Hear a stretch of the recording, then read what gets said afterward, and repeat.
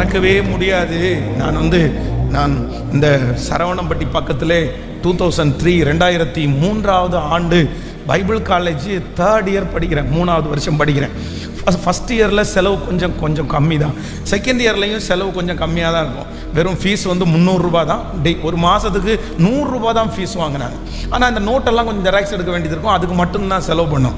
ஆனால் 3rd year படிக்கும்போது பெரிய செலவு இருக்குது. ஏன் அப்படின்னா எல்லா நோட்ஸும் ஜெராக்ஸ் எடுக்கணும்.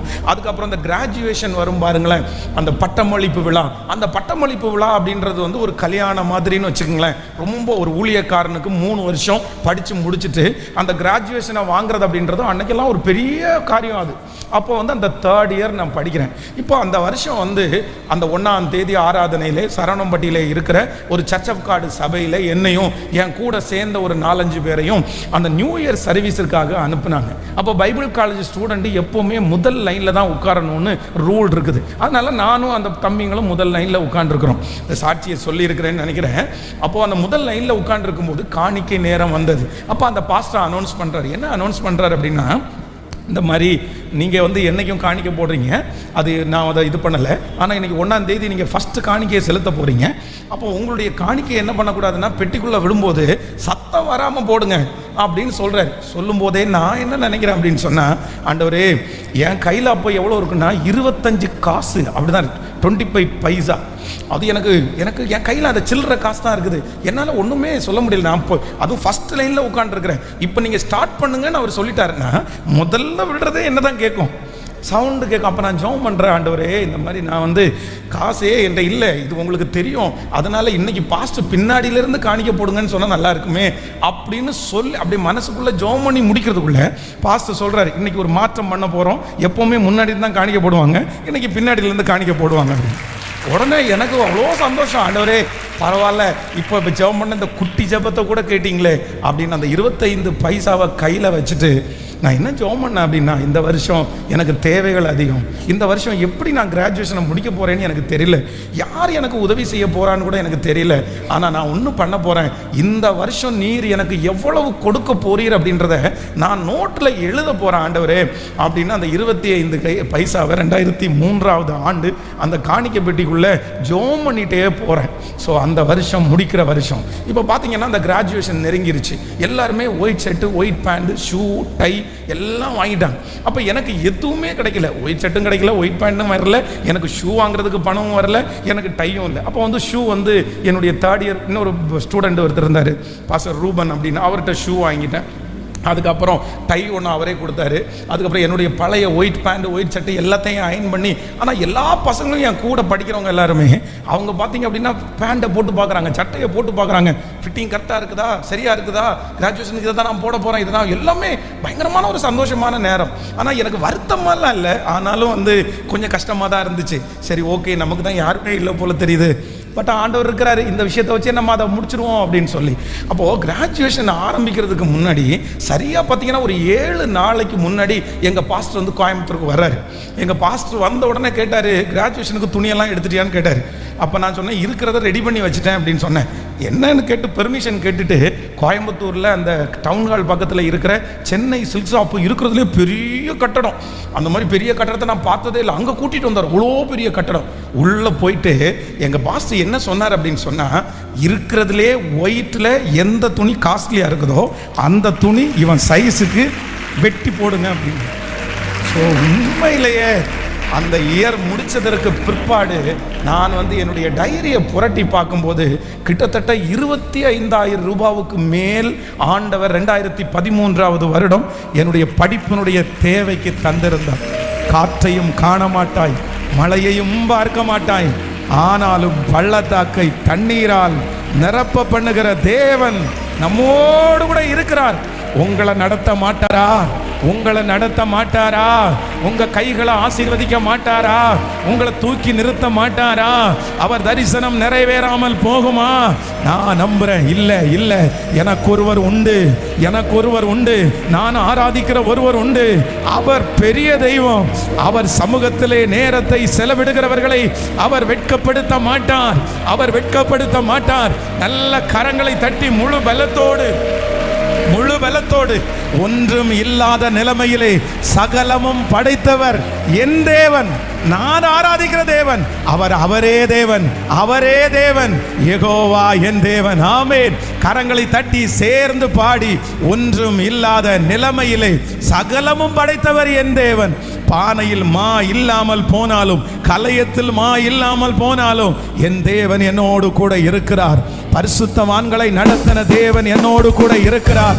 எல்லாருடைய கரங்களையும் தட்டி ஆமென்.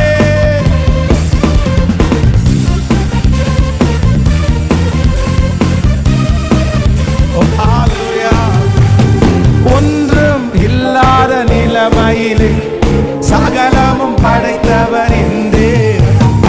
ஒன்றும் இல்லாத நிலைமையிலே சகலமும் படைத்தவர் என் தேவன். அவரே தேவன், அவரே தேவன், யெகோவா என் தேவன். நீரே தேவன், நீரே தேவன், யெகோவா. உற்சாகமாய் பாடி, ஒன்றும் இல்லாத நிலைமையிலே சகலமும் படைத்தவர்.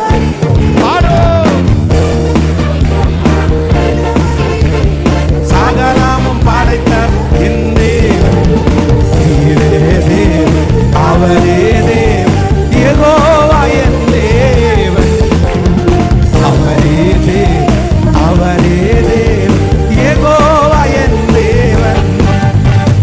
பானையில் மாவு குறைந்து போனாலும், எண்ணெய் தீர்ந்து போனாலும், பானையில் மாவு குறைந்து போனாலும், கலயத்தில் எண்ணெய் தீர்ந்து போனாலும், எலியாவின் தேவன் நம்முடன் உண்டு.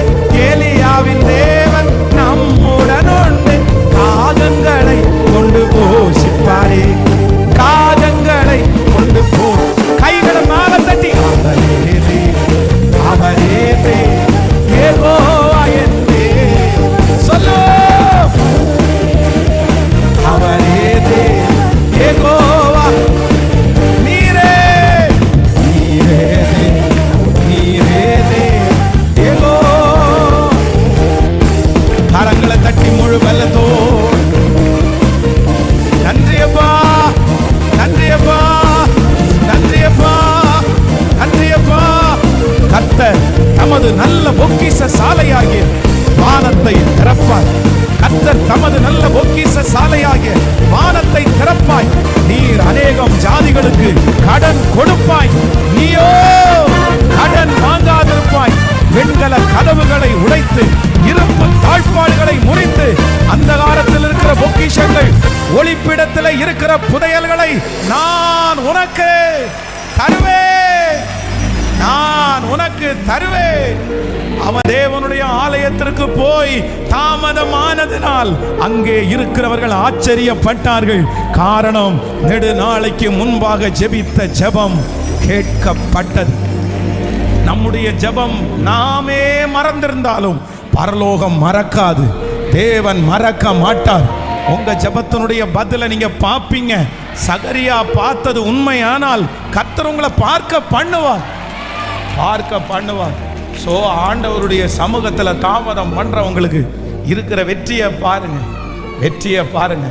அது ஒரு பெரிய சாப்டர். அதுக்கப்புறம் யோவானை குறித்து ஆண்டவர் பேசி, அந்த யோவானையும் சாதாரணமா அல்ல, எப்படி எவ்வளோ பெரிய தேவ மனுஷனா. நான் நம்புறேன், நீங்க மட்டும் ஒதுங்குங்க ஆண்டவருடைய பிள்ளைய. வாலிப தம்பி, ஆண்டவர் உன்னோட ரொம்ப நெருக்கமா, உன்னோட டைரக்டா ஆண்டவர் பேசுறாரு, டைரக்டா ஆண்டவர் பேசுறாரு. எல்லாம் எங்க இருந்து ஆரம்பிக்குது தெரியுமா? எங்கிருந்து ஆண்டவரே, இந்த பிரசங்கத்தை நீங்க கேட்கும் போதே ஜெபம் பண்ணுங்க.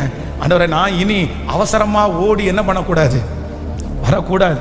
சத்துரு உங்களை இருக்க விட மாட்டான், சத்துரு உங்களை தள்ளிட்டே இருப்பான். ஆனா செவி கொடுத்துறாதீங்க, செவி கொடுத்துறாதீங்க. கடினமாய் கடினமாய் என்ன நடந்தாலும் நான் இருப்பேன், தாண்டுவேன். அந்த சத்துருவை ஜெயிக்கணும்.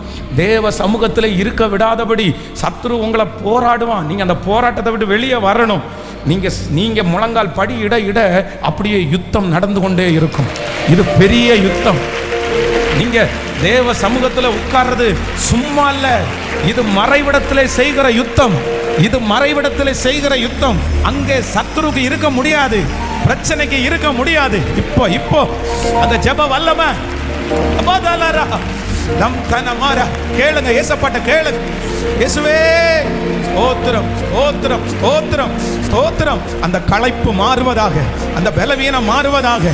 நீங்க வாக்கு கொடுத்தீங்கல்ல, ஆமென். சரீரம் பலவீனம் உள்ளதுதான், ஆவி உற்சாகம் உள்ளது. இப்போ இப்போ இப்போ அந்த ஆவியை உற்சாகப்படுத்துங்கப்பா, உற்சாகப்படுத்துங்கப்பா. உச்சம் தலை முதல் உள்ளம் கால் வரை ஜெப ஆவி, ஜெப வரம், ஜெப அபிஷேகம் இறங்குவதாக, இறங்குவதாக. அந்த சரீரம் பலன் அடையட்டும், அந்த மனசு பலன் அடையட்டும், அந்த சத்தம் பலன் அடையட்டும், அந்த கண்கள் பலன் அடையட்டும். கேளுங்க, கேளுங்க. வல்லமை, வல்லமை, வல்லமை. அக்கினி, அக்கினி, அக்கினி. இந்த 6வது நாள் கர்த்தருடைய அக்கினி ஊற்றப்படுகிறது, ஜெப அக்கினி ஊற்றப்படுகிறது. ஓ ஹalleluya.